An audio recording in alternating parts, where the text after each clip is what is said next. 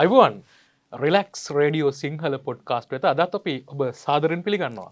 මගේ පොඩ්කාස්ට් සංගයන් දෙෙන මගේ දකුණු පැත්තේ තිසා ලයිබන් ජනිත කොහොමද සති කීපයක් විතර ගත වුණ අපි ොඩක් නේද කොහොමද මොද නෙවේ දස්සල ලොකු විශේෂයක් නෑ කරගෙන යනවා වැඩ කටයුතුත් ඒවත් එක්කම ලව් ගණන් කරන්න ඉන්න පුරුල්ල ගණන් කරන්න ඉන්න ගොඩත් තියෙන අයිබුවන් අරිගතව ගොසයිමස් අපේ පැතුම් සෞදරය මේ කොහොමද ජපාන සංචාරය යවාන් සංචාරිත හොඳයි නොදැක්ක සෑන් දේවල්ටියක් තැනගන්න ලැබුණා සමහර මන කෙටියෙන් හොත් අපිට ජපානෙන් ලංකා අපිට ගන්න තියෙන ආදර්ශ තුනක් නැත්ත මොනහරනය දේවල් තුනක් වයකිවොත් අයක දෙක තුන දිර මොනවද නම් කරන්න කැමති ප්‍රධාංක එක හැටියට ඒගොල නීට් එක පිළිවෙල හැමදේකම පස්සේ අංක දෙක හැටියට කියන්න පුළුවන් එකොල්ලන්ට මට පේන විදිහට හැම එකටම ප්ලෑන් ඇත්තිවා සටේ පාවිච්චි නොකරපු භූමියක් වුණත් ඒක ඉස්සරහට කොහොමද පාවිච්චි කරන්න ඕන කියලා සැලස්මක් තියෙන බවක් පේනවා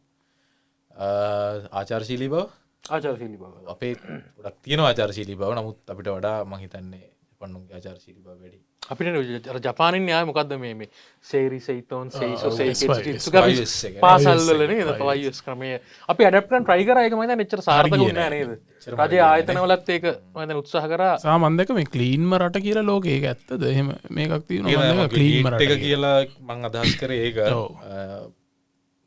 නීත් තමයිනේ ඇත්තන මන මාළු යනවද කානුවල රයි් නීට්ට ගෙන කතා කරත් තියෙනවා අපිට අද හොඳ නිවස්සගත් තියෙනවා මේ නුගේ ගොඩ පැත්ත ඉඳලා අපේ පුරහරහිදල තමයි මේක මේ ඇවිල්ල තියෙන්නේ අපි උපුටාගන්න නිවස් ෆස්ට් මාධ්‍ය ජාලයෙන් මේ උනුනුවේ මයිතන් අපේ ප්‍රේක්ෂකයන්ට අපේ එද්දි දවසක්දයක් ගිහිල්ල තියෙයි කොසේනමත බලමු නිවස්සයමකක්ද කියලා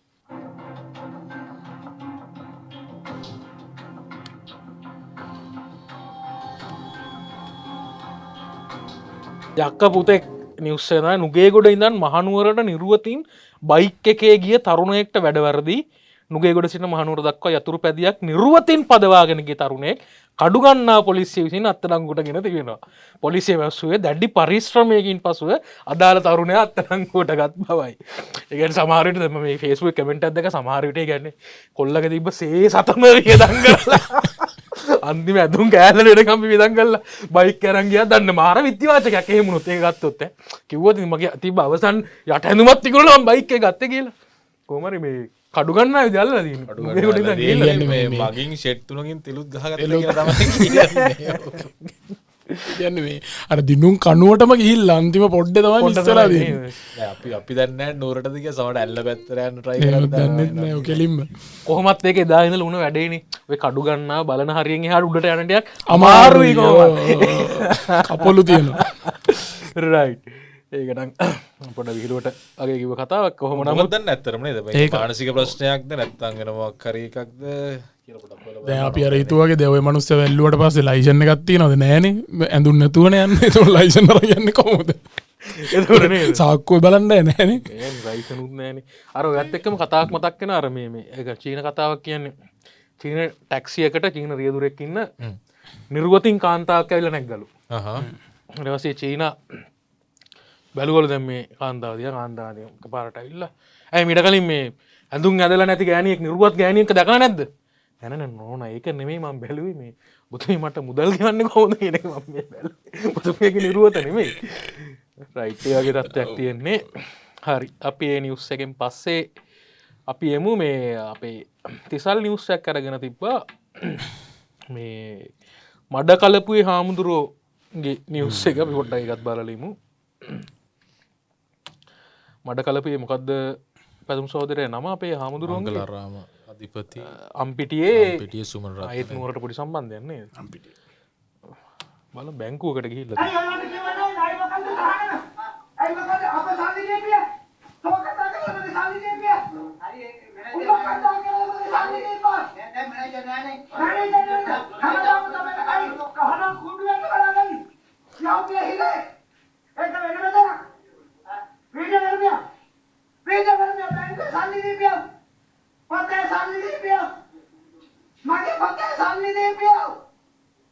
අපි යන්න වීඩියෝ කරන්න මම බම්බුවක් කරන්න මගේ සල්ලි දීපියෝ මගේ සල්ලි දීපියව.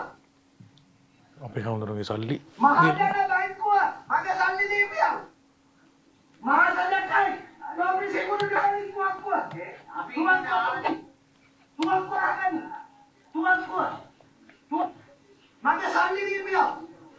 මගේ සල්ලි මොකක්ද ඇත්තට මේ සිද්ධිය නෑ ඒක අපතුම දන්නවද මොකක් හරි මේක සම්බන්ධයෙන් මොන වගේ දෙයක්ද එහෙම කියලා මොකද අපි අර ඒක දැන් කාලෙට ඒක කොහොම යාවත් කලිනවද කියලා මන් දන්නේ නෝට අපි පොඩි කාලේ අහලා තියන්නේ භික්ෂූන්ට මුදල් ලකපයි කියලා එහෙම තමයි අපි අහලා තියන්නේ හරිද එතකොට මේ සම්බන්ධ ලොකුවට විස්තරයක් මම හිතනවා හැබැයි ජනිත මේ ඔකේ වීඩියෝස් ගියා ගොඩක් මං හිතන්නේ 5-6ක් වගේ ප්‍රමාණයක් ගියා ඕකේ ඔය විදිහටම තව ඊට කලිනුත් මේ අනුර කුමාර ජනාධිපතිවරයාට බයින වීඩියෝ එකක් තිබ්බ මේ කළු මේ ඉටි කොලයක් ඔළුවේ දාගෙන අනුර කුමාරට කරන්නෙත් මෙන්න මෙහෙම තමයි රෙද්ද ගලවන්නේ මෙහෙම කියලා මේ ස්වාමීන් වහන්සේ එකම ස්වාමීන් වහන්සේගේ ඒක ඒ ස්වාමීන් වහන්සේ මේ යට ගියාව කතා කරොත් නම් පොඩක් යුද්ධ කාලේදී මඩ කලපුව පැත්ත ඒක හැබැයි සෑහෙන හොඳට මේ ස්වාමීන් වහන්සේ ඒ පැත්ත ඒ දවස්වල නම් ඒක මේ කියන්නේ සිංහල මේක හදාගෙන ඒ කාලේ නේද යුද්ධ කාලේ බැලන්ස් කරගෙන ගියා එහෙම ඉතිහාසයක් තමයි මටත් මතක මන් දන්නේ දැන් මේ මොකක්ද ඉතිහාසය තුළ එහෙම වැඩ කටයුතු කළත් ඉතින් වර්තමානයේ හැසිරීම අනුව ඒක පාලනය කරන්න යම්කිසි පාලනය කරන්න අවශ්‍යතාවයක් වෙනවා නම් පාලනය කළ යුතුයි නේද මම දන්නේ දැන් විශේෂයෙන්ම සංඝයා වහන්සේලා ගැන කතා කරද්දී හේ එහෙම ඒවා තියෙනවනේ මම දන්නේ ඒකට විනය ක්‍රියාමාර්ග පොඩ්ඩක් අරගෙන තියෙනවා ඉතින් ඒ තත්ත්වයේ තරම් උචිත නැහැ කියන එක මගේ අදහස මං කියන්නේ අපි අර බෞද්ධකම කියන එක පෙන්වන්න ඕනි බෞද්ධකම තියෙන්න ඕනි මේක සිංහල බෞද්ධ රටක් විදියට හැබැයි ගෞරවය අවභාවිත නොකළ අන්න ඒක වෙනත් ආගම් වලින් විතරක් නෙමෙයි අපි අතරිමත් ඒක විරෝධයක් වෙනවා තියක් නෑ අපි ඒක කියන එහෙම කියනව නෙමෙයි නමුත් ඒ වගේ දේවල් නොවෙනවා නම් හොඳයි කියන මතය ඉතින් පෞද්ගලිකව බෞද්ධයෙක් විදියට ඔය දෙන්න දෙපැත්තක තියෙනවා මම විශ්වාස කරනවා පෞද්ගලිකව ඒ වගේ දේවල් නොවුනා නම් හොඳයි කියන අදහස ඉතින් නේද හරි මේ ඇවිල්ලා පහුගිය දවස් කිහිපේ ලංකාවේම මේ පැතුම් හිටපු තරුණ පාර්ලිමේන්තු අගමැතිතුමා විදේශගත වෙලා ඉන්නකොට සිද්ධ වෙච්ච ලංකාවේ උණුසුම්ම ප්‍රවෘත්තිය ජාතික තරුණ සේවා සභාවේ සිද්ධ වුණු ගනුදෙනු සම්බන්ධයෙන් විශේෂයෙන්ම කෝප් කමිටුව ඉදිරියට ආවා ඒකෙදි කතා බහ වුණා අපි ඉස්සර නිවුස් එකට ගිහිල්ලිමු අනේ හිටපු අයගේ මිලියන 535ක ෆයිල් එකක් එළියට ආවා. කෝප් කමිටුව දවස් දෙකක් මේ ගැන කතා කළා. ජාතික තරුණ සේවා සභාවේ අනුමත සැලසුම් කිසිම එකක නොතිබුණ වියදමක් මෙහෙම කරලා තිබුණේ. ස්මාර්ට් යූත් කියලා වැඩක් එක්ක තව වැඩ කිහිපයකට මේ සල්ලි අරගෙන තිබුණා. ජනාධිපති කාර්යාලයෙන් කොටසක් දෙන්නම් කියලා අමාත්‍යාංශයට සල්ලි වියදම් කරලා ජනාධිපතිවරණයට ඔන්න මෙන්න තරුණ සේවා සභාව ඒවාට එක අයට ගෙවීම් ටිකක් කරලා අමාත්‍යංශය මේක මේ චෙක් කලබලේ හදලා තියෙන හරියටම ජනාධිපතිවරණට කලින් දවසේ ඔව් මන් දැක්කා දෙන්න බෑ කිව්වා.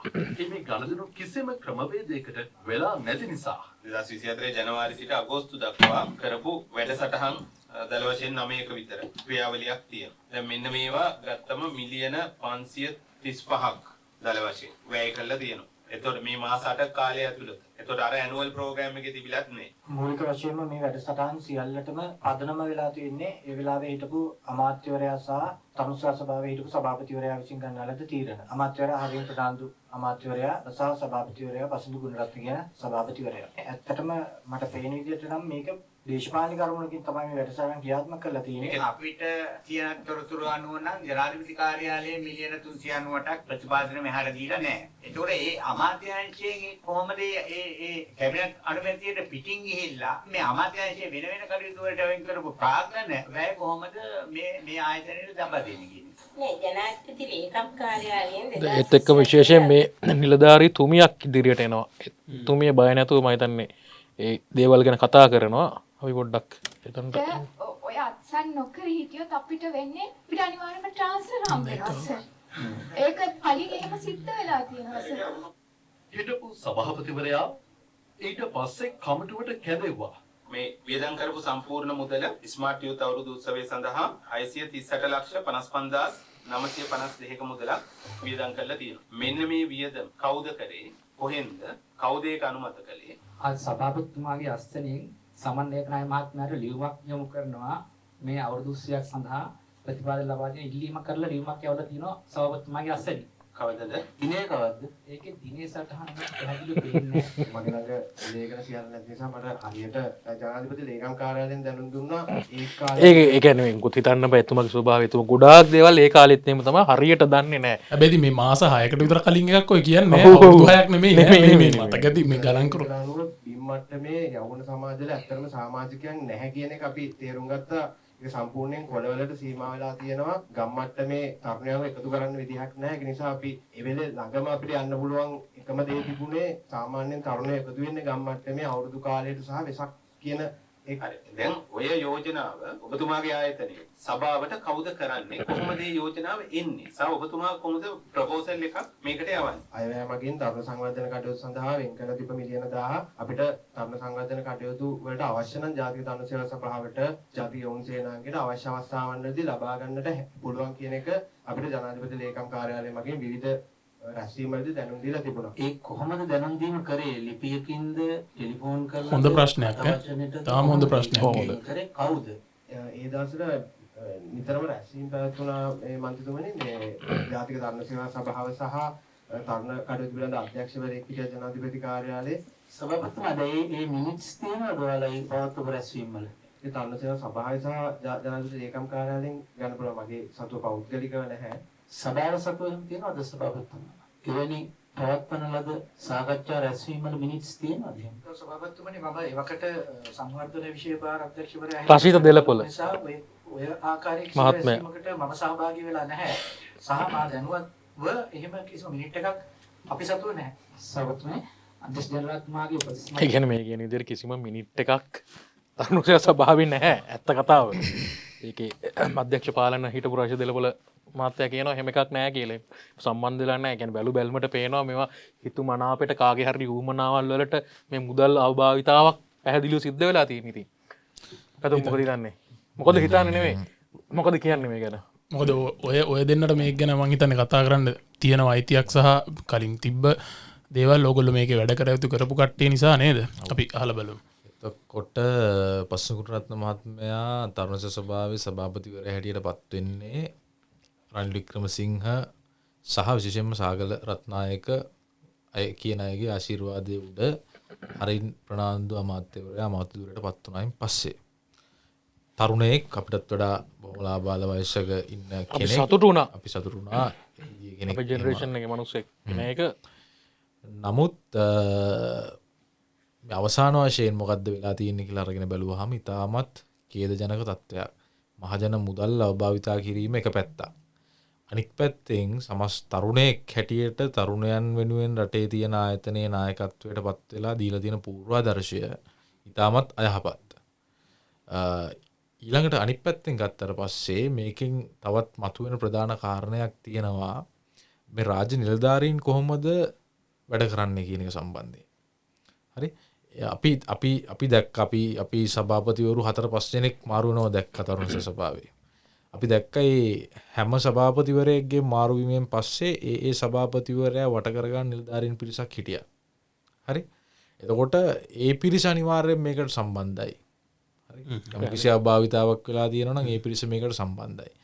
අනික් එක මේකට යෞවන සමාජ සම්මේලනය හරහා තමයි ඒ සමුගන සමාජ සම්මේලනය හරහා ක්‍රියාත්මක වෙන වැඩසටහන වෙනුවෙන් තමයි මේ උදල් වැය කරලා තියෙනවා කියලා සභාපතිවරයා කියන්නේ. ඒකෝට යෞවන සමාජ සම්මේලනයක් තියෙනවා. ඒකේ ලේකම්වරයෙක් ඉන්නවා, නිලධාරී මණ්ඩලයක් ඉන්නවා.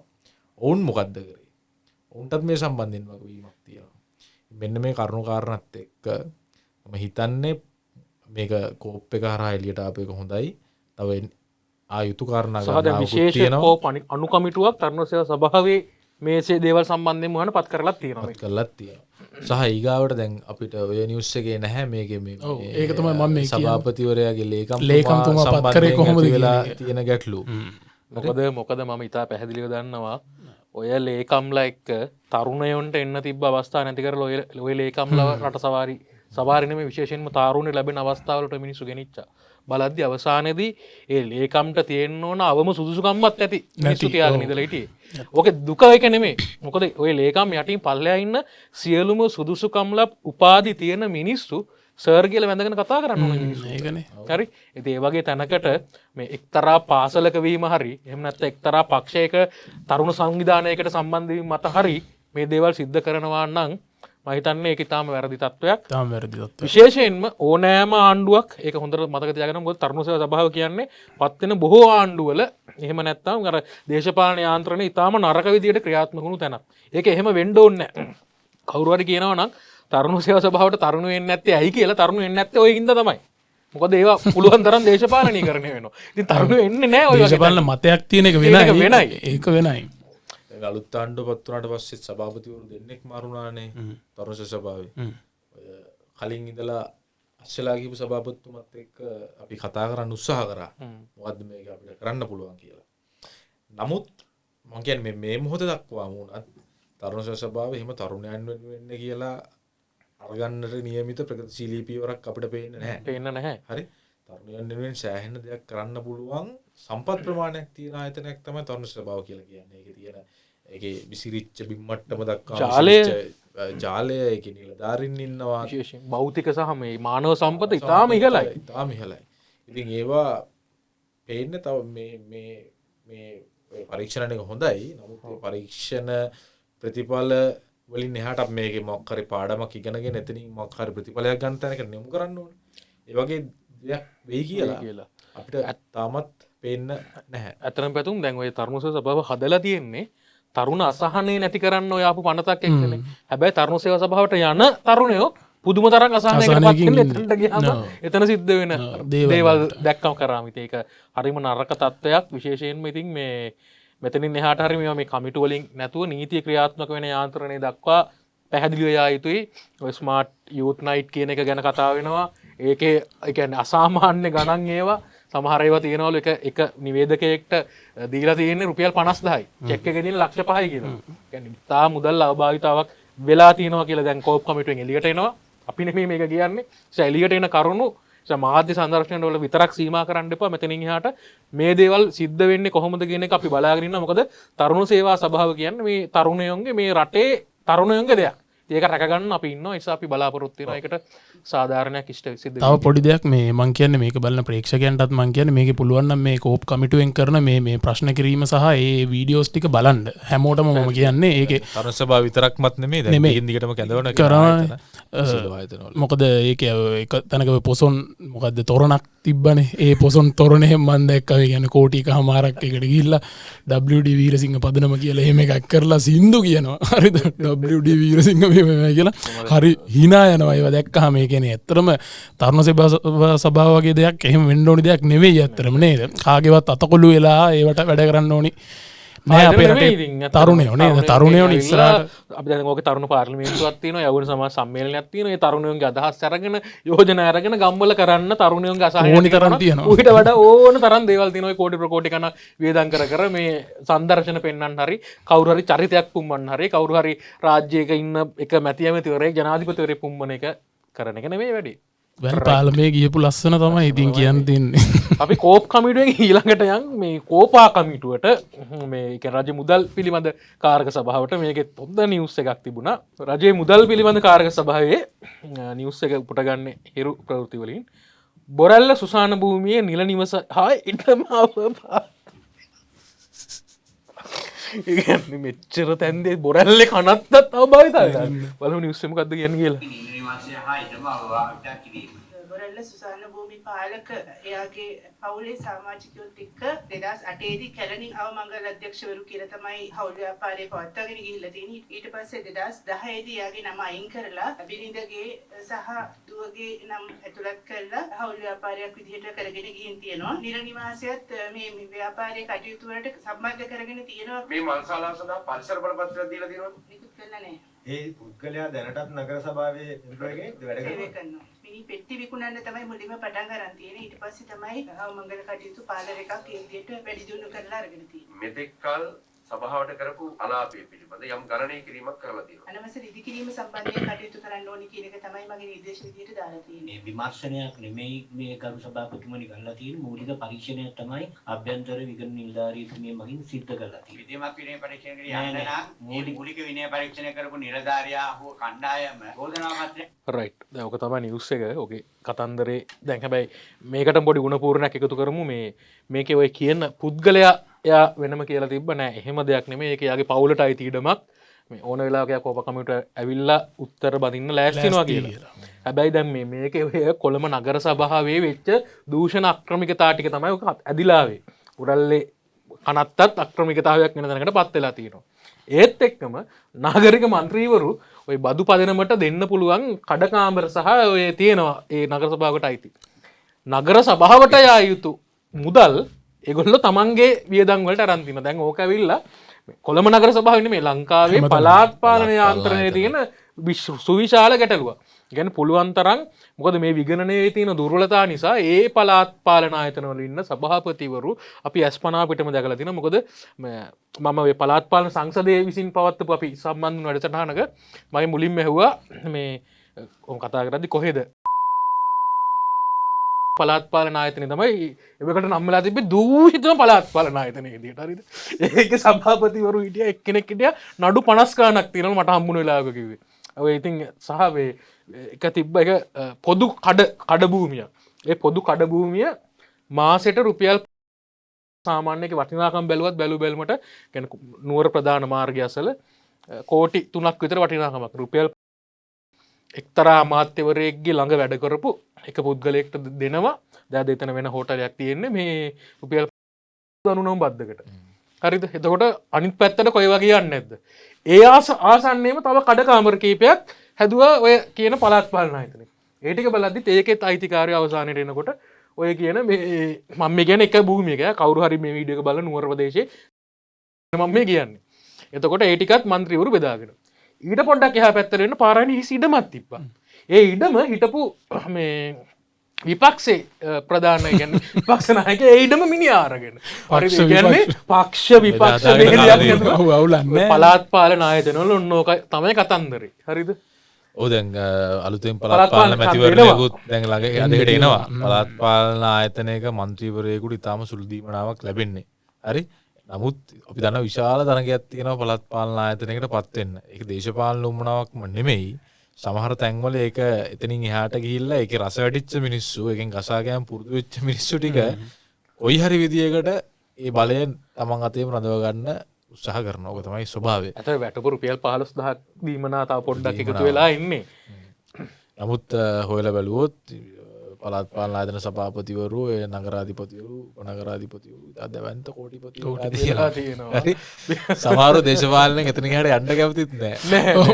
රාජ්‍ය සභාවේ ඉන්නව තමයි කැමති. මම ඉතා පෞද්ගලිකව දන්න ලංකාවේ ප්‍රධාන නගරයක නගරාධිපති කෙනෙක් ඉන්නවා. මට හම්බුන වෙලාවක ඉතින් අපි සෝසාකච්ඡා කරනකොට කොහෙද කියලා අහන්නේ වගම් පළාත. නෑ මල්ලි ඉතින් නගරාධිපති වෙලා ඉන්න එක මං කැබිනට් ඇමති වගේ තමයිලු. අර පාර්ලිමේන්තුව වෙන එක පාඩුයි පාර්ලිමේන්තුවේ පසුපෙළ මන්ත්‍රීනේ. ඊට වඩා ලාභයි අරගෙන. ඉතින් මේ එහෙම නරක ක්‍රමවේදයකට පුරුදු වෙලා තියෙනවා. පුරුදු වෙලා දිනව තමයි දූෂිත සංස්කෘතිය. ඉතින් අපි කියන්නේ ඒක වෙනස් වෙන්න ඕනේ. පැහැදිලිව වෙනස්. පාර දැන් අපි දන්නවා මේ රටේ පාර්ලිමේන්තු මැතිවරණ මහ මැතිවරණ වෙනසක් වෙලා තියෙනවා. ඒ වගේම පළාත් පාලන ඡන්දෙදිත් අලුත් මූණු වෙයි, තරුණ මූණු වෙයි, යම්කිසි වැඩපිළිවෙලක් එක මිනිස්සු වෙයි.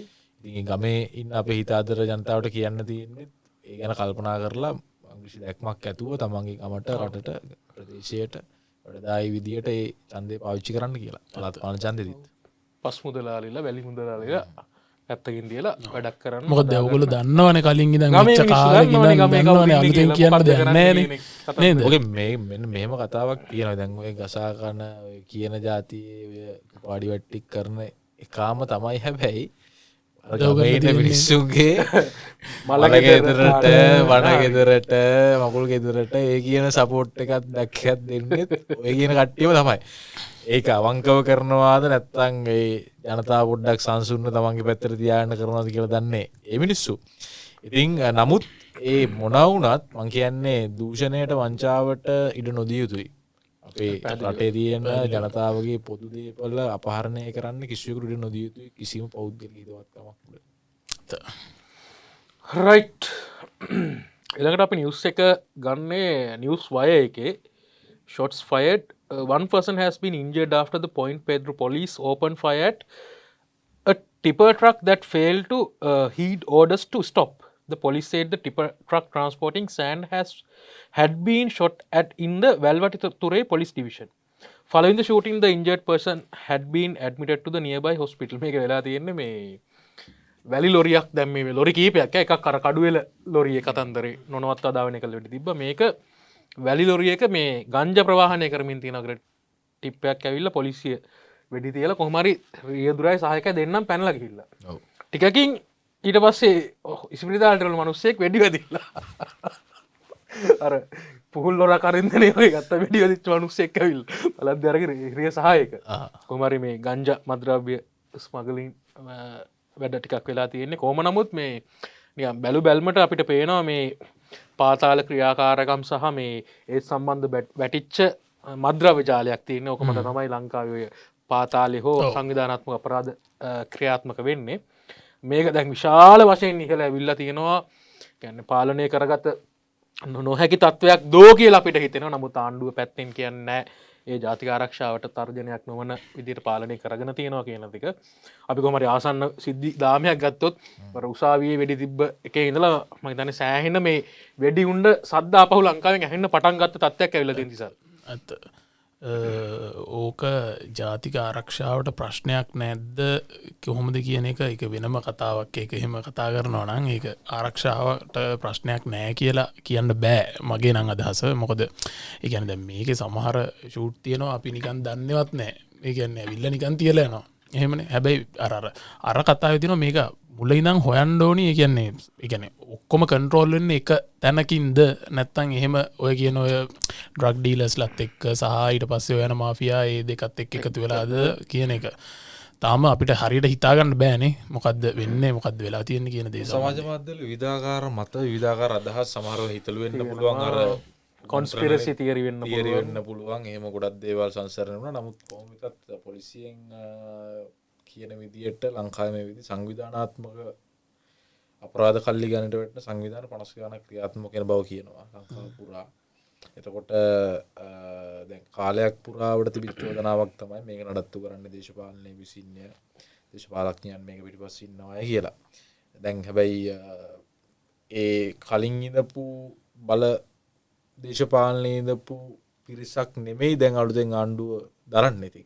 ඉතින් මේ පිරිසට නම් පුළුවන් වෙන්න ඕන අර කලින් කියපු අලගිය මුලගිය දැන් සියල්ලක්ම අනාවරණය කරගනිමින් මේ තත්ත්වය පාලනයකට නතු කරන්න චෝදනා කිරීම නෙවෙයි සිදුවිය යුත්තේ. විශාල අවියාවද ප්‍රමාණයක් මේ සමාජගත වෙලා තියෙනවා. දිනපතා මොකක් හරි ඒ ෂූට් කරපු කට්ටිය ඒ වෙඩි තැබීම් කරපු මිනිස්සු අත්අඩංගුවටත් පත් වෙනවා. නමුත් හෙටත් තව වෙඩි තැබීමක් කරන්න තවත් පුද්ගලයෙක් ඉන්නවා ඉතුරු වෙලා. අවියාවදත් අත්අඩංගුවටත් පත් වෙනවා. නමුත් හෙටත් අපරාධවලට අවශ්‍ය කරන අවියාවද ඒත් තියෙනවා. මේක මං හිතන්නේ ලංකාව දූපතක් හරි මේකට එළියෙන් එන්න ඕන එහෙම එනවනම් එතකොට මේක කටස් වලින් නෙමෙයි මේ තියන්නේ ගොඩක් තැන්වල T56 ස්වයංක්‍රීය අවියාවද පාවිච්චි කරන්නේ. ඉතින් මේ தত্ত্বය වහාම සමනය කර යුතුයි. නැත්නම් මේ අපිට ඉස්සරහට යන්න බෑ නේද? මිනිස්සුන්ට මෙහෙම බයින් ජීවත් වෙන්න බෑ. ඉතින් අපිට මේ වගේ වැඩසටහනක් කරලා එළියට යන්න බැරි වෙයිද දන්නෙත් නෑ. එහෙම නොවේ මම කියන්නේ. නමුත් එහෙම තත්ත්වයක් වෙන්න පුළුවන්. ඒක ඔය කතාවත් එක්කම අපි මේ ඊළඟට එමු මේකට ඈදෙන නිවුස් එකක් මේකත්. මේක නීතිඥවරයෙක්ම තමයි අපි කියන්නේ ජ්‍යෙෂ්ඨ මාධ්‍යවේදී සංක අමරදීප් මහත්මයා. අධිකරණ පද්ධතියේ සමස්ත ලෙස විසඳීමට ඇති නඩු සංඛ්‍යාව 11,31,818ක් බව අධිකරණ සහ ජාතික ඒකාබද්ධතා කටයුතු පිළිබඳව අමාත්‍යාංශීය උපදේශක කාර්ය සභාවේදී හෙළිවුණා. ශ්‍රේෂ්ඨාධිකරණයේ විසඳීමට නියමිත නඩු සංඛ්‍යාව 5785ක්, අධ්‍යාචනාධිකරණයේ 4572ක් විමසීමට තිබෙනවා. අපරාධ නඩු විභාග වන මහාධිකරණයන්හි නඩු 6286ක්, වාණිජ මහාධිකරණයේ නඩු 6146ක්, විශේෂ ත්‍රිපුද්ගල අධිකරණයේ නඩු 3ක්, මහේස්ත්‍රාත් අධිකරණයේ නඩු 27324ක්, දිසාධිකරණයේ නඩු 262665ක්, ළමා මහේස්ත්‍රාත් අධිකරණයේ නඩු 1260ක් විදිහට මේ නඩු ගාන වාර්තා කරන්නට පුළුවන්. ඉතින් මේ නඩු පිළිබඳව රයිට් දැන් ඔය නඩු කතන්දරේ මාර නඩුවක් නේ ඔක ඇත්තටම නේද ලංකාවේ මිනිස්සු අධිකරණයට මේ සාක්කියක් දෙන්නවත් වාහනයක් කැප්පුණු වෙලාවක අකමැති මේ උසාවියේ තියෙන මේ නඩු කල්යාම කියන එක අපි උසාවි කිව්ව ගමන් දැන් මම පෞද්ගලිකව දන්නවා අහන්නේ කොච්චර කාලයක් වගේ යයිද කියන එක ප්‍රශ්නේ නිසකවම අහනවා. එතකොට ඇත්තටම අපිට ඒකට නිසි උත්තරයකුත් දෙන්න බැරි තත්ත්වයක් තියෙනවා. මොකද විවිධ උසාවියෙන් උසාවියට යන කාල සීමාවල් වෙනස් වෙනවා. උදාහරණයක් විදිහට මම මේ කියන්නම් මම අද ගියපු අධිකරණයේ එක්තරා උසාවියක කෙටි දිනයක් අපි ඉල්ලනවා කෙටි දිනයක් දෙන්න කියලා. අද නඩු කටයුත්තක් නිමිත්තෙන් කෙටි දිනයක් ඉල්ලුවා කියලා හිතන්නකෝ. මට හම්බුණු කෙටි දිනේ තමයි 5 වෙනි මාසේ 6 වෙනිදා. හරිද? يعني අද 3 වෙනි මාසේ මුල. يعني තව මාස දෙකකින් තමයි ලංකාවේ උසාවියේ කෙටි දිනයක් තියෙන්නේ. මම මේ උදාහරණයකට මම කියන්නේ අර ඒ වගේ තත්ත්වයක් තියෙන විශේෂයෙන්ම මේකට එක ක්‍රමවේදයක් තමයි දැන් අපි බැංකුවට අපිට ඉස්සර තිසල් වැතුම් මතකද බැංකුවට ගියාම අපිට මතකනේ අපේ අම්මලා කොහොමද පොලිමේ ඉඳලා පොත පුරවගෙන අර ලෙජර් බුක් එක අරගෙන එනවා ඇත්තටම ලංකාවේ උසාවියත් ඒ වගේම තමයි. ඔගේ තඩි පොත් තඩි ෆයිල් දිසාධිකරණයේ රෙජිස්ටර් රූම් එකට එහෙම ගියොත් තියෙන අවුරුදු ගානක ගොඩ ගහපු ෆයිල් තොග පිටින් තියෙනවා.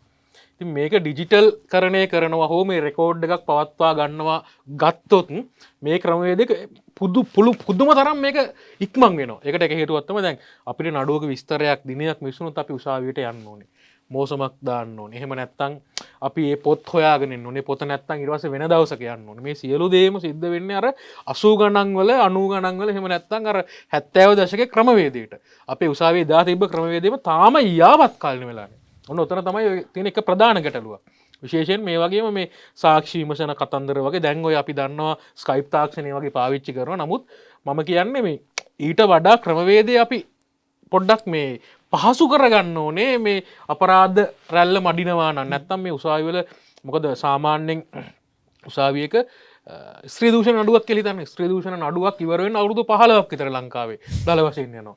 ඒ කියන්නේ මිනි මැරුම් නඩුවක් අවුරුදු 12ක් 15ක් වගේ කාලයක් යනවා. මම මෙහෙම කතාවක් කරලා තියෙනවා. කියන්නේ ඔය නඩු කල් යන්නේකට එක්තරා විදියකට මේ පාර්ශවයන් අතර යම්කිසි කියන්නේ මේ පාර්ශවයන් අතර ගැටෙන නැත්තම් ඒක යම්කිසි කාලයත් එක්ක මේක සුවපත් වීම කියන කාරණේ බලපානවද මේ නඩු කල් යන්නේ? එහෙම මූලධර්මයක් මොකක් කර තියෙනවද මේ?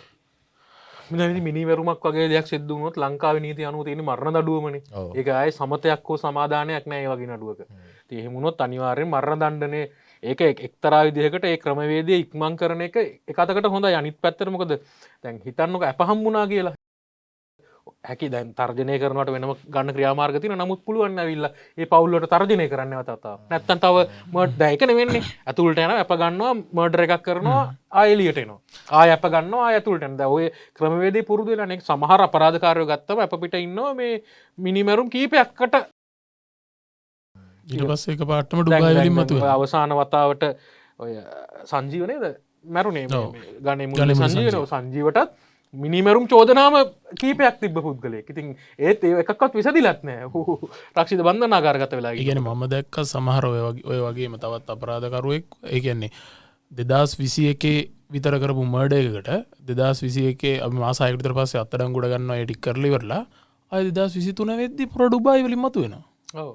හරිද? ඒ කියන්නේ ඒක මාර දෙයක්නේ.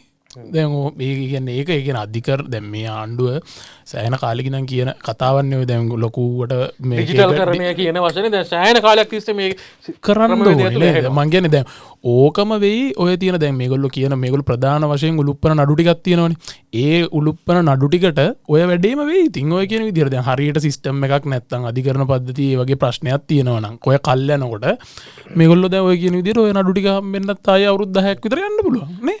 එතකොට මේ උසාවියේ තියෙන ඔය ක්‍රමවේදයක් නැති ප්‍රශ්නට අමතරව මානව සම්පත් ගැටලුවක් තියෙනවා කියලා කියනවනේ. පැහැදිලිව විනිශ්චයකාර දූරවල මම හිතන්නේ ප්‍රශ්නයක් බරපතල විදිහට තියෙනවා. ඒ වගේම සැලකිය යුතු පරිණත විනිශ්චයකාරු පිරිසක් විශ්‍රාම යනවා. සහ ඊට අමතරව විශේෂයෙන්ම රජයේ පැත්තෙන් ක්‍රියාත්මක කරන නීතිපති දෙපාර්තමේන්තුව රජයේ අධිනීතිඥවරු සහ නීතිඥවරුන්ගේ හිඟයක් සහ දැන් මේ වෙද්දි අපේත් පෞද්ගලික හිතවතුන් සහ යහළුවන් ඉන්න අපි දන්නවා වර්ක් ලෝඩ් එක ඉතාම වැඩි වර්ක් ලෝඩ් එකක් තියෙන. එතකොට අපි දන්නවා වර්ක් ලෝඩ් එක වැඩි වෙනකොට කොහොමත් කාර්යක්ෂමතාවය කියන එක වාහන ඕනම දෙයක අඩු වෙනවා. දැන් එහෙම ප්‍රශ්නකට මුහුණ දෙනවා. වර්ක් ලෝඩ් එක වැඩි නිසාමත් දැන්ට සේවයේ ඉන්න එතනින් ඉවත් වෙන ලොකු දැන් ගිය අවුරුද්ද වගේ ගත්තොත් ඒ කියන්නේ එකවර ලොකු බල්ක එකක් වගේ සෙට් එකක් අයින් වුණා. මොකද ඒක දරා ගන්න බැරුව ඒ වර්ක් ස්ට්‍රෙස් එක වගේ දේවල්. ඉතින් ඔහොම මානව සම්පතේ ලොකු ගැටලුවක් තියෙනවා තාක්ෂණයට අමතරව. ලංකාවේ නීති උපාධිධාරීන් ඉන්ඩිකේටර් ප්‍රමාණය හිඟයක් තියෙනවා. එහෙම නැහැ නේද? ඒකේ හිඟයක් නැහැ. නීති උපාධිධාරීන් හිඟයක් නැහැ පැහැදිලිව නැහැ. ඒක තමයි. සාමාන්‍ය මෑත කාලිනව ගත්තොත් පොඩි වැඩිවීමක් තිබුණේ. දැන් ඒක ආය බදවා ගැනීමේ ක්‍රමවේදයකට ගිහිල්ලා බදවා ගැනීමක් කරනවා නම් ඕක පිරිමහ ගන්න පුළුවන් වෙන තත්ත්වයක් තියෙන්නේ. නමුත් දැන් පහුගිය අවුරුදු කීපේ ඔය රාජ්‍ය සේවකයන් බඳවා නොගැනීමේ ප්‍රශ්නකුත් තිබුණානේ. ඒකට ඕකත් මම හිතන්නේ එක්තරා විදිහක බලපෑමක් අර්බුදයක් ගැටලුවක් සිද්ධ වෙන්නට ඇති. බලපාන කොහොම නමුත් දැන් මම තව මේක ඉවර කරන්න කියන දැන් ගොඩක් අය ඇවිල්ලා අහනවා මේ ඩිවෝස් පේපර්ස් සයින් කරලා කියන්නේ වෙන රටවල් වල තියෙනවා. ඒ කියන්නේ ඩිවෝස් එකක් කියන්නේ ඉතින් ඉන්න බෑ කියන තැනට ඇවිල්ලානේ. ආයි කොතනින් එහාට කතා කරා. ඒගොල්ලෝ ලේඛනයක් මත අස්සම් කරලා දික්ක සදීමේ හැකියාවක් තියෙනවා. උපරිම සතියක් වගේ කාලයක් ගත වෙද්දී ලංකාවේ කැමැත්ත තිබුණත් දල වශයෙන් ගත්තොත් කියන්නේ ඩිවෝස් එක ෆයිල් කරාට පස්සේ නඩුව කැඳවෙන්න මාස 2ක් විතර යනවා. ඊට පස්සේ ඒ පාර්ශ්ව දෙක කැමැතිම වුණා කියමුකෝ. ඒ කැමැති වුණත් තීන්දුව එන්න තව මාස 3ක් විතර යනවා. හරි. අර එහෙම ක්‍රමවේදයක් තියෙන. කොහොම නමුත් ඒ ක්‍රමවේදය යාවත් කාලින කරනවා කියලා මේ අධිකරණ නැවතුමා කියලා තියෙනවා. නම් බලමු ඉතින් ඉස්සරහට හොඳ දේවල් ටිකක් වෙයි. මේක නම් කරන්න ඕනේ කාර්යක්ෂමතාවය වැඩි කරගන්න ඕනේ. දැන් අපි දැක්කනේ අර ධනුෂ්ක ගුණතිලකගේ සිදුවීම. ඒවා නම් ඉතින් අපිට කේස් ස්ටඩිස් ඇත්තටම ලංකාවට. ලංකාවේ වුණා නම් එහෙම තාම නැහැ. තාම එහෙනම් ධනුෂ්ක එල්ලුම් ගහට යවලා. අශ්‍රක් ගහලා සෑහෙන දඩයක් නේද? ඔව්. රයිට් අපි යමු මේ දවස්වල උණුසුම්ම කතා බහ නගරයේ කතා බහ ටොපික් ඔෆ් ද ටවුන් මොකද්ද කියන්නේ? කනිජ තෙල් විදුලිකරුවන්ට 3% කොමිස් මුදල ලබා දීමේ ක්‍රමවේදය මාර්තු 1 වෙනිදා සිට වෙනස් කිරීමට ලංකා කනිජ තෙල් නීතිගත සංස්ථාවේ අධ්‍යක්ෂ මණ්ඩලය තීන්දුව කර තිබුණා. ගමටත් කිරි, රටටත් කිරි, පෝෂණයෙන් පිරි, සූර්ය කිරි. එහෙත් ඊට විරෝධය පළ කරමින් කනිජ තෙල් විදුලිකරුවන්ගේ සංගමය ඉක්ුත් සිකුරාදා රැස්වී ඒකමතිකව තීරණය කළේ ඉන්ධන ඇනුම් කිරීමෙන් වැළකී සිටීමටයි. එය නිවේදනය කිරීමෙන් පසු සිකුරාදා රාත්‍රියේ මෙන්ම ඊයේ දිනේ ඉන්ධන පිරවුම්හල් අසල පෝලිම් නිර්මාණය වුණා. කෙසේ වෙතත් අද පෙරවරු වන විට ඉන්ධන පිරවුම්හල් අසල තත්ත්වය සාමාන්‍ය වී තිබුණේ මෙලෙසයි. රයිට් ඕකෙම ඊළඟ කෑල්ලට අපි යමු ඈ. ඕකෙම කියනවා මගින් ඉන්ධන සඳහා ගෙවීම රජ්‍යාවට සහභාගී වෙනවා. මේ අතර රජයේ තීරණය හේතුවෙන් බැංකු කාඩ්පත් වලින් සහ ක්‍රෙඩිට් කාඩ්පත් මගින් ඉන්ධන සඳහා ගෙවීම බාර නොගැනීමට සිදුවන බව කනිජ තෙල් බෙදුම්කරුවන්ගේ සංගමය පවසනවා. අපිට විදේශයෙන් අපි මේ තෙල් ගැන කතා කරනකොට අපි පුදුම තරම් මම හිතන්නේ මේ ප්‍රාථමික තත්ත්වයක ඉන්නේ. තේ කියලා කිව්වොත් ඇති නිකන් ආයේ තෙල් ගහන්න යන්නේ නිකන් මේ කියන්නේ මේ වචනෙන් මාර පැනික් බයින් කියන එක මාරම වැඩි දෙයක් මේ තෙල් වල නම් ඇත්තටම. අර ගිනි පෙරෙල්ලෙන් පිට ගහපු මනුස්සයා කනවා වැදිරි මතක් වෙනවනේ. ඒක එහෙම කියන්න එපා. ඒ වැරද්දක් තියෙනවා. අපේ මිනිස්සුන් වැරද්දක් තියෙනවා. ටක් ගාලා ඉංගියන් නැති වෙන හේතුවක් ටක් ගාලා මොකක් හරි ප්‍රශ්නයක් වෙයි කියලා නිකන් දුර තියාපෙනෙද්දි සල්ලි ටිකක් තියෙන මිනිස්සු ටික මොකද කරන්නේ? ටක් ගාලා රැස් කරගන්න උත්සාහ කරනවා. ඉතින් ඒක එක්තරා විදියකට පුද්ගල ස්වභාවය. නමුත් යන සමාජයක් කෙරෙට යද්දි පොඩි අපිට සීමාකම් පනව ගන්න වෙනවා. නේ. සමහර මීඩියා වලින් ඒක දුන්නාම ඒක ගන්නවනේ ටක් ගාලා. හරිද? ඒ කියන්නේ ඇත්තට මේ තිබ්බ විදිහ හැටියට අපි ආයි හෙටින් පස්සේ මේවා කරන්න නැහැ කියලා. ඒකේ ඔය වෙලා තියන්නේ මුලින්ම ඕකේ තියෙනවනේ දැන් ඔය ලංකාවේ තෙල් බෙදා හරින්නන්ගේ වර්ග දෙකක් තියෙනවා. හරිද? DO කියලා කෙනෙක් ඉන්නවා, CODO කියලා කෙනෙක් ඉන්නවා. DO කියන්නේ ඩීලර් ඕන් ඩීලර් ඔපරේටර්. හරිද? එතකොට එයාගේ තමයි තැන යාගේ මැෂිනරි ටික යාගේ ඔක්කොම ටික යාගේ. හරිද? බවුසර නම නම් බවුසර් නෙමෙයි. ඒ කියන්නේ ගෙන්නන අනිත් ඒවා ටික, ඒ කියන්නේ මැෂින් ගහන ටික, නොසෙල් රොමේ ටික ඔක්කොම යාගේ. අනිත් ටික සංස්ථාවේ. CODO කියන්නේ සංස්ථාවට අදාළ දේවල්. එතකොට ඒකේ ඉඩමත් සංස්ථාවේ, ඒ කියන්නේ කනිජ තෙල් සංස්ථාවේ ඩීලර් කරන්නේ පඩි නඩි ගෙවලා කට්ටියකින් වැඩේ කරලා, ඒ කියන්නේ ලේබර් ෆෝස් එක දාලා කට්ටියට ගෙවලා ඒක කරන එක විතරයි. හරිද? එතකොට ඕක දැන් ඕකේ ඔයා දැක්කද දන්නේ ඕකේ තියෙන නඩුවක්. නඩු තීන්දුවකින් නඩු තීන්දුව ඒ නඩු තීන්දුව ඒක කතාව තමයි ඕක 2018 තමයි වෙලා තියෙන්නේ. ඔය ඒක ඒ මේ කෙටුම් පතක් අරගෙන එතකොට ෆයිනන්ස් මිනිස්ට්‍රි ඉඳලා තියන්නේ මංගල සමරවීර මහත්තයා. එයා කියලා තියෙනවා ලාභෙන් ඒ කියන්නේ සම්පූර්ණ හම්බෙන ඒ කියන්නේ ඒකට යන කොස්ට් එකෙන් 3% විදිහට ලාභෙ නෙමෙයි. ඔන්න ඕක තමයි ගොඩක් ඔය මෙතන ප්‍රශ්නේ වෙලා තියෙන හේතුව. ඒ කියන්නේ තෙල් බෙදුම් කරුවට හම්බෙන අතට හම්බෙන ගාන තමයි 3%. හරිද? කොමිෂන් එක කොමිස් මුදල. හරිද? එතකොට ඔය කියන ඒක ගහලා තියෙන 2018. ඒක යා කියලා තියෙනවා රුපියල් 162කට යනකම්. හරිද? ඒ කියන්නේ තෙල් ලීටරයක මිල රුපියල් 162කට යනකම් පල්ලෙහෙන් තියෙන හැම එකටම 3%ක් දෙනවා. හරිද? ඊළඟට වැඩි වෙන හැම තෙල් ලීටරයකටම හම්බෙන්නේ 4.83 ගානේ. ඒ කියන්නේ 162කට කැප් කරලා තියෙන. ඒ කියන්නේ 162කට 103 දාලා හදපුවාම 4.83 එන්නේ. ඒක තමයි ඔය මේ ඒකෙන් වැඩි වෙච්ච ගාන ගෙවන්නේ 4.83 ගාන තමයි ලීටරයකට ගෙවන්නේ කියලා තමයි ඕක කියලා තියෙන 2018. එතකොට සාමාන්‍යයෙන් ඔයාලා බලපුවම 148යි 155යි තෙල් ලීටරේ මුදල. ඒ කියන්නේ අරයා ගහපු ගැටේ හරියටම ගහලා තියෙනවා මංගල සමරවීර මහත්තයා ඒ කාලේ. හරිද? ඕක 2019 20 වුණාට පස්සේ 430 440ටත් ගියානේ. තාම හොඳ ලාභයක් උපේ ගත්තා. එහෙම එකක් ගියා. හරිද? හැබැයි ඕකේ දැන් ඒක පැත්තකින් ඔය ප්‍රශ්නේදී මේ මම දැක්ක පාර්ලිමේන්තුවෙත් කියනවා මේ කවුද අපේ නලින්ද ජයතිස්ස මේ අමාත්‍ය නැහැ විමල් අමාත්‍යවරයෝ දෙන්න එක්කෙනෙක්. මේගොල්ලෝ කියනවා මෙහෙම අයථා විදිහට මේගොල්ලෝ ඉතා විශාල මුදලක් උපයගෙන තියෙනවා මේ 2018 ඉඳන් මේ කාලේ පුරාවටම මෙහෙම බිලියන කීයක්ද මන් දන්නේ නැහැ. ඒක ජනතාවට වෙන්න තිබ්බ අඩු මේ කියන්නේ මේ ලැබෙන්න තිබ්බ මුදලක් කියලා. ඕකේ මෙහෙම දෙයක් තියෙනවා. තෙල් බෙදුම් කරුවන්ගේ සංගමයේ හරි තෙල් බෙදන කට්ටිය දැන් මේක වෙලා තියෙන ඍජුවම ඒගොල්ලන්ට වැරද්ද දික් වෙලා තියෙන්නේ. හරිද? හැබැයි ඒගොල්ලෝ කනිජ තෙල් සංස්ථාවත් එක්ක ගහනවා ඇග්‍රීමන්ට් එක. ඒ ඇග්‍රීමන්ට් එකට අනුව තමයි ඒගොල්ලන්ට හම්බෙන කමිෂන් ගාන හම්බ වෙන්නේ. එතකොට කනිජ තෙල් සංස්ථාවට කියන්න බෑ අපි මේක දන්නේ සම්පූර්ණ වැරද්ද මෙයාලගේ කියලා. හරිද? ඒ කියන්නේ ඕක මේ කාලේ පුරාවට මෙලාවේ දැන් ඕක ඇදිලා අන්තිමට ආවට පස්සේ ඕකේ දෙපැත්තේ මම කියන්නේ ඕකේ අරගොල්ලන්ගේ පැත්තෙත් සාධාරණයක් තියෙනවා. මොකද ඒ කාලේ හැටියට තිබ්බ වියදම නෙමෙයි දැන් තියෙන වියදම.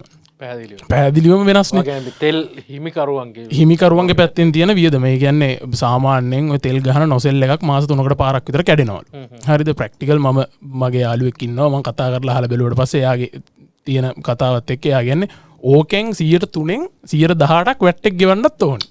වැට් එක කැපිලා අතට එන ගාන. හරිද? ඒගොල්ලෝ දැන් දාලා දිනවා සාමාන්‍යයෙන් දැන් අලුතෙන් සංශෝධනයක් ඇවිල්ලා තියෙනවනේ. ඒ කියන්නේ දැන් ඕක දැන් මේගොල්ලෝ කරේ දැන් අලුතෙන් සංශෝධනයක් ගෙනල්ලා දැන් ඒක වෙනස් කරා අර ගාන මුකුත් ගෙවන්නේ නැහැ. දැන් ඒක වැඩි වෙන ගානට පළවෙනි ලීටර් 15 ලීටර් නෙමෙයි පළවෙනි ඒ කියන්නේ බවුසර් 15ට. ඒ කියන්නේ ඒක 6600න් වැඩි වෙන්න ඕනේ. ඒක බවුසර් එක 6600ක් තියෙනවා. ඒක ලෝඩ් එක. ඒ පළවෙනි 15ට රුපියල් 6.8යි ගානක් ඔන්නෝම ඒක අඩු වෙන පිළිවෙලට තමයි හදලා තියෙන්නේ. හැබැයි ඒක ලාභ නෑ කියන්න බෑ තෙල් හිමියන්ගේ සංගමයට. හරිද? ඒ කියන්නේ ඒගොල්ලෝ තෙල් බෙදුම් කරු ලාභ නෑ කියන්න බෑ. හැබැයි ප්‍රශ්නේ සමහරවිට ගැටලුවක් තියෙනවා නම් ප්‍රශ්නේ කතා කරන්න මේ කතා කරලා විසඳ ගන්න ඕනේ ප්‍රශ්නයක් ඕක. ඕක දෙපැත්තෙම තියෙනවා. දැන් මොකද දැන් මම දැක්ක ඊයේ අමාත්‍යවරයෙක් කියනවා නෑ දැන් ප්‍රශ්නයක් නෑ තෙල් ප්‍රශ්නයක් නෑ කියලා. තෙල් ප්‍රශ්නයක් නෑ නෙමෙයි. ඒ කියලා තියෙන්නේ දැන් අපි සෙනසුරාදා නෙමෙයි ප්‍රශ්නේ අපි තෙල් පෝලිං ආවේ. සෙනසුර ඉරිදා වෙද්දි තෙල් තිබ්බනේ. ඒ සිකුරාදා දාපු ඕඩර්ස් ටික. හරිද? ඉරිදා තෙල් ඕඩර්ස් නතර කරලා තියෙනවා. දැන් රෑ කේස් එක පත් උනේ. හරිද? එතකොට ඉරිදා තෙල් තිබ්බා. දැන් මේගොල්ලෝ දැන් කනිජ තෙල් සංස්ථාවත් එක්ක අඟහරුවාද. ඒ කියන්නේ හෙට තියෙනවා මීටින් එක. ඒ මීටින් එකේ තමයි තීරණය කරන්නේ මොකද්ද වෙන්නේ. ඒගොල්ලෝ කියයි එතකොට අපිට පුළුවන්ද බැයිද ඔහොමයි කියලා. අනිත් එක ඕක අපි මේ තෙල් ගහන කට්ටියගේ පැත්තෙන් තව දෙයක් තියෙනවා. රජයේ ඇම්බියුලන්ස් වලට හොස්පිටල් වලට ඔය හැම එකටම ගහන්නේ ඒගොල්ලෝ අතින්නේ. ඒ කියන්නේ ඒ වෙලේ සල්ලි ගන්නෑ මේ කේට එකකට හරි මොකක් හරි එහෙම තමයි ගහන්නේ. එතකොට මේ මිනිස්සුන්ගේ කෑෂ් ෆ්ලෝ එක අතේ නැති වෙනවා.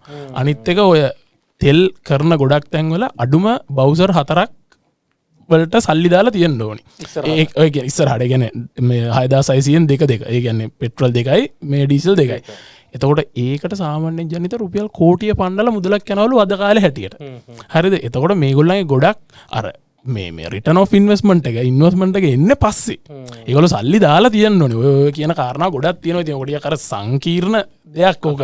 ඕ ඒක අර ලේසියෙන් ගන්නත් බෑ. එහෙම නමුත් අපිට අර කරන්න පුළුවන් යෝජනාව ඉතින් අපි පැත්තෙන් නේ අපේ පැත්තෙන් කියන්නේ ජනතාව විදිහට ඕක ඉතින් මේ ආණ්ඩුව ගලප ගන්න ඕනේ. මොකද නැත්නම් ඕක අර ආපහු රැස් කරගන්න තොග රැස් කරගන්න කිව්වොත් ආය අර්බුදයකට යන්න පුළුවන්. සහ අනිත් එක මේක මත තමයි ලංකාවේ බඩු මිල ඇතුළු සියලුම දේ රඳා පවතින්නේ. ඒකයි ප්‍රශ්නේ තියෙන්නේ. හරිද? කෙලින්ම බිත්තරේ 60 වෙනවා අයිට ඔන් ගාලා.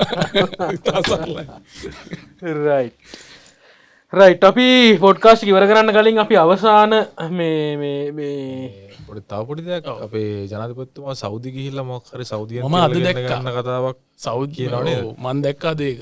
අලුතෙන් තෙල් මොකක් හරි අතරමැදියෝ රහිතව කෙලින් ගෙන්න ගන්න උත්සාහ කරනවා කියලා නේද? හොඳයි. එහෙම වුණොත් ඉතින්. ඒකට දැන් ඇමරිකාවෙන් ඉන්නවා සිපෙට් කම්පිටිෂන් එකක් තියෙනවා ඔක්කොම ඉන්නවනේ. අරාබියෙන් විතරයි අඩු හැබැයි හොඳයි. ඉතින් නේද කෙලින්ම ඩිරෙක්ට් අරාබියෙන් එන්නේ. නලයක් හරි දාන්න මේ කැම්පස් එක රිසර්ච් කරලා තියෙනවා. ඔව්. රිසර්ච් කරලා තියෙනවා. තාම කරනවා. සංගණන කරලා තියෙනවද? කරලා තියෙනවා. සංගණන කරලා තියෙනවා. රයිට්. මේ වගේ සංගණනයක් දැකලා හරි අහලා හරි තියෙනවද කියලා මට කියන්න. හිනා වෙන්න එපා දැන්. තාම නිවුස් එකේ කිව්වේ නැහැ. මම හරි ආස මිනිස්සෙක් මේ මිනිස්සයා මම දන්නවා මේක මේ අවංක චේතනාවෙන් කියන්නේ කියන එක මම දන්නවා හැබැයි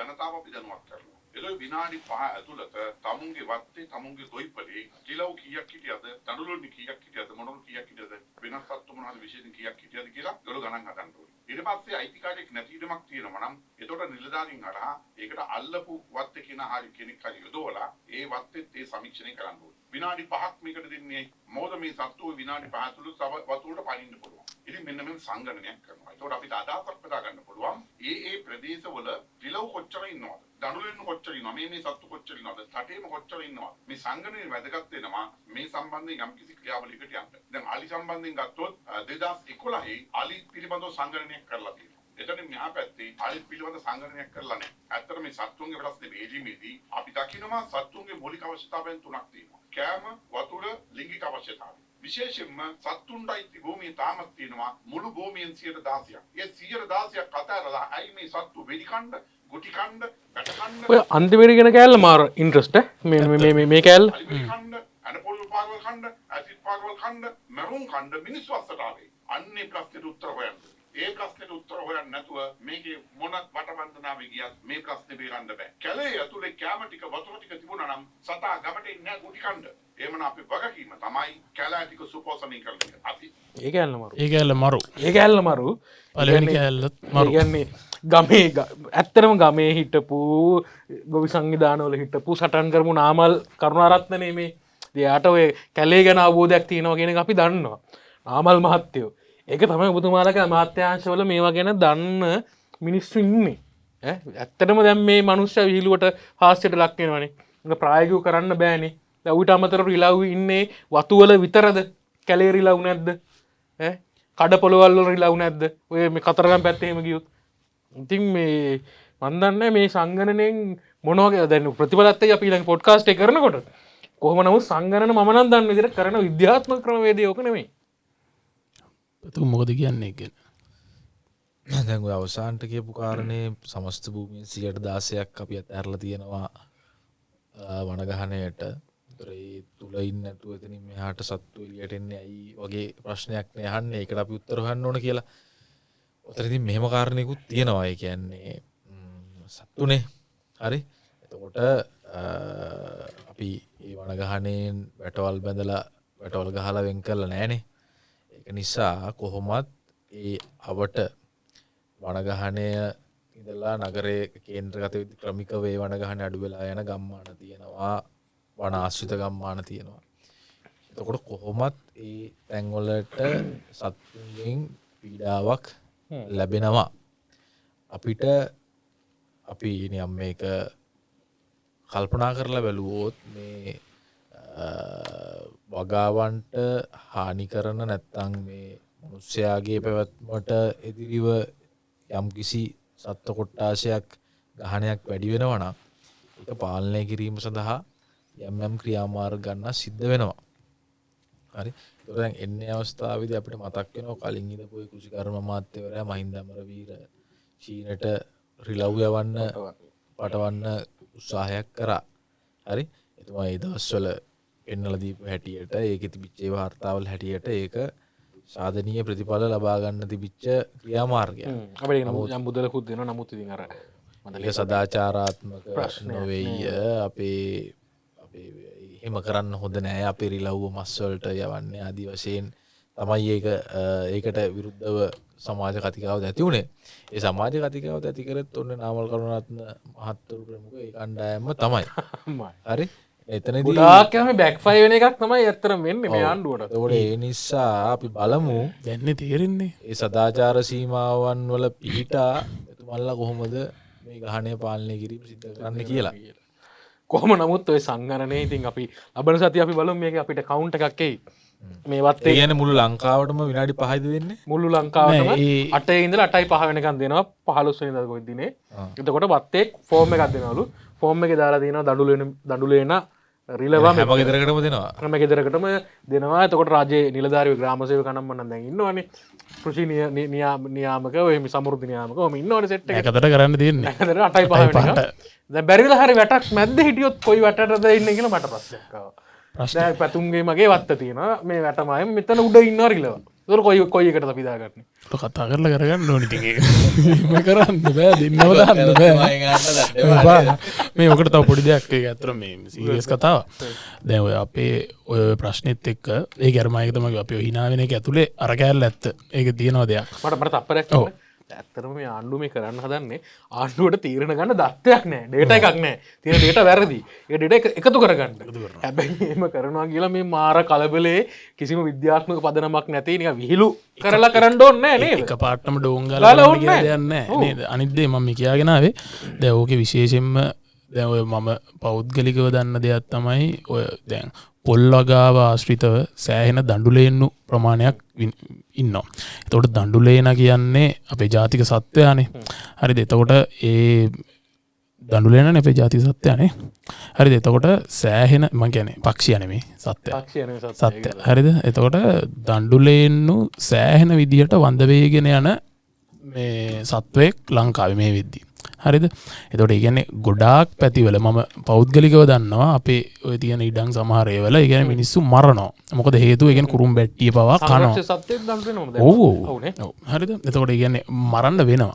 ඒ හා සමානවම දෙයක් මම අහලා තියෙනවා. ඒ කියන්නේ තනමල්ලිල ඒ වගේ පැතිවල මොනරුන්ගෙන් විශාල ප්‍රශ්නයක් වෙනවා කොමඩු වට්ටක්කා අරව මේ වලට. මොනරු මරන්නේ නැහැ. ඉතින් දෙයියෝන්ගේ කතරගම දෙයියෝන්ගේ. ඔව් කතරගම දෙයියෝන්ගේ ඉඳලා ඒ උනාට කතරගම දෙයියෝ මතක් වෙනවා ඇති මේ එහෙම වගාවට හානි කරලා තිබ්බට පස්සේ. හරිද? එතකොට ඔය කියන දේවල් විශේෂයෙන්ම මම කියන්නේ දැන් අර මම දැක්ක ජනිත එකපාරක් මේ ළඟදී මේ ෆුට්බෝල් ක්‍රීඩකයෙක් ඉන්නේ මේ රොනාල්ඩෝ නසාරියෝ කියලා ඉස්සර හිටපු. හරිද? එයා ලංකාවට ඇවිල්ලා එයා අහලා තියෙනවා. ඒ කියන්නේ මේ ළඟදී මාස 6කට විතර කලින් ලංකාවට ඇවිල්ලා එයා අහලා තියෙන්නේ ඒසියන් එලිෆන්ට්ලා බලන්න ඕනි. ආසියානු අලි බලන්න ඕනි සහ අනිත් එක තමයි මේ දිවියෝ. එයා ඉල්ලා තින්. දැන් යාට කොටි බලන්න ඕන වෙන කොහේ හරි යනවනේ. හරිද? බුර්කේ හරි මොකද යෙලෝස්ටෝන් හරි කොහේ හරි යනවා. හරිද? නැත්තම් ඒක බලන්න එන මිනිස්සු ගානක් ඉන්නවා. ඒ කියන්නේ සංචාරකයෝ ඉන්නවා ලංකාවේ නේද? ලංකාවට එන. ඉතින් එතකොට ඒ සංචාරකයෝ විශේෂයෙන් අනිත් එක්කන අලි. අපි අලි බලන්නේ ගොඩක්ම ඩොලර් ඉතින් නේද? ඒවා සංරක්ෂණය කරගන්න නියමිත වැඩපිළිවෙල මන් දන්නේ ඒක මේකේ හරහා කොහොමද වෙන්නේ කියලා. හැබැයි කියන්නේ අර දැන් අර පැතුම් කියාගෙන ආපු කතාවත් එක්ක කියන්නේ කොහොමත් කැලයක් තියෙනවා නම් ඒ ළඟ සත්තු ඉන්නවා. ඒක නවත්තන්න බෑ. එහෙම බලද්දි ඒකෝ ඒ ටික අපි අතාරින්න හරි මොකක් හරි එහෙම වැඩක් නේද? ඒක බලන්න ඕනේ. මේ වත්තේ විනාඩි 5කට ගණන් කරමු. ගමේ මිනිස්සු හුළු අතු ටෝච් අරගෙන රේල් පාර ගාවට එනු වගේ උත්තර නම් දෙන්න එපා. අනිත් එක නාමල් මේ කරුණාරත්න මේ අමාත්‍යවරයා කියන්නේ අලියෙන් නෑ ගුටිකණ්ඩ අපි ගාවට අපි ගිහින් ඒගොල්ලන්ගේ එකේ ගෙවල් හදාගෙන තියෙන්නේ. හරිද? අපි වඳුරෙන්නේ නෑ මේ කැම හොයාගෙන. අපි ගිහිල්ලා උන්ගේ කැලේ කැම මේ වාහන හදා මේව දාලා වාහන පාක් කරගෙන ගෙවල් හදාගත්තට පස්සේ එයාලා මොකද්ද කරන්නේ? නේද? ඒක ඉතින් රයිට්. ඉතින් අපිට කතා කරන්න තව දේවල් තියෙනවා. නමුත් ඉතින් මේ අපි කාල සීමාවත් ඉක්මවා යන නිසා අපි අදට පොඩ්කාස්ට් එක අපි ඉවර කරමු. ඉතින් මේ සුබ සතියන්තයක් ප්‍රාර්ථනා කරනවා. සුබ හවස් යාමයක්. සුබ සන්ධ්‍යාවක් පොඩයින්න පොඩ්ඩයි නිට කලින් මේ මොකදුන වික්වෙච්චගේ ද්‍රෝණානේ රෝණනේ ආනන්දනාලංක ප්‍රථම වතාවට දවස් 3කට පැවැත්තුනා 95 පැවැත්තුනේ මේ පාර නාලන්ද විද්‍යාලයට මේ වසරේදී අවුරුදු 100ක් පිරෙනවා. ඉතින් කතන්දරත් එක්ක මේ පාර වික් මැච් එක විශේෂ වෙලා තිබුණා. ඉතින් හොඳ ක්‍රවුඩ් එකක් ඇවිල්ලා හිටියා බලන්න. දෙපැත්තම සෙල්ලම් කරා. දවස් 3 මුසි ගාන ස්කෝස් දෙයක් ගිහලා ප්‍රෙස් මැච් එක හරි සතුටුයි අපිට ඇත්තට. දවස් 3 වැස්සෙනුත් බාධා එල්ල වුණා. එල්ලුන්නේ නැහැ නේද? එල්ලුණාද? වැස්සනේ දවස් 3 එල්ල වුණා. මම මේක වෙලේ උන්නේ නැද්ද කියන්නේ. දවස් 3 එල්ල වුණා. නමුත් සමස්තයක් ඇතුළේ හොඳයි. කලබලයක් නැතුව සාමකාමීව අට්ටි සතුටින් විසිලා. අපි පැතුම් සහෝදරයට ගිදවස් ටික කරදර කරෙත් නෑ නේද? අපි දන්නවා ෆෝන් එකට කොහොමත් එන්නේ නෑ කියලා. ඒ නිසා මේ ලබන සතිය අපිට නිවුස් ටිකක් එහෙම අරගෙන ඉමු. අනිවාර්යයෙන්. හරි. එහෙනම් රිලැක්ස් රේඩියෝ පොඩ්කාස්ට් එක දිගින් දිගටම එකතු වෙන්න අපි අලුත් දේවල් යාවත් කාලින් කරමින් දේශපාලනයේ සහ මේ සමාජීය වටපිටාව ඇතුළේ කතා කරන දේවල් අපි ඔබත් එක්ක කතා කරන්න සූදානම්. ඉතින් අයිබෝන්. අයිබෝන්.